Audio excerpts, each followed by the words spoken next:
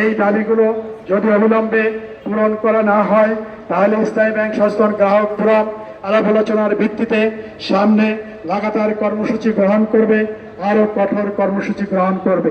আমরা আশা করছি যে আমাদের কঠিন কর্মসূচি গ্রহণ করতে হবে না, এর মধ্যে বাংলাদেশ সরকার, বাংলাদেশ ব্যাংক সহ সংশ্লিষ্ট কর্তৃপক্ষ গ্রাহক ফোরামের সাথে আলাপ আলোচনার মাধ্যমে এই দাবিগুলো মেনে নেবেন।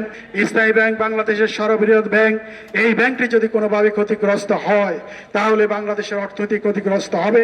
আমরা আগামী দিনে আরো বৃহত্তর পরিসরে আমরা শান্তিপূর্ণ কর্মসূচি পালন করব। কর্মসূচি আমরা অব্যাহত রাখবো, আমাদের কর্মসূচি চলবে। আমরা শুনতে পেয়েছি যে অবৈধ একটা হলো যে চেয়ারম্যানের আমরা পদত্যাগ চাচ্ছি, যিনি আগে এমডি ছিলেন। অবৈধ গভর্নরের কালো হাত ভেঙে দাও, ঘুরিয়ে দাও, তুলে নিব আমরা দিল্লি না ঢাকা, দিয়েছি তো রক্ত, রক্তের বন্যায় দেশে যাবে অন্যায়, রক্তের বন্যায় দিয়েছি তো রক্ত,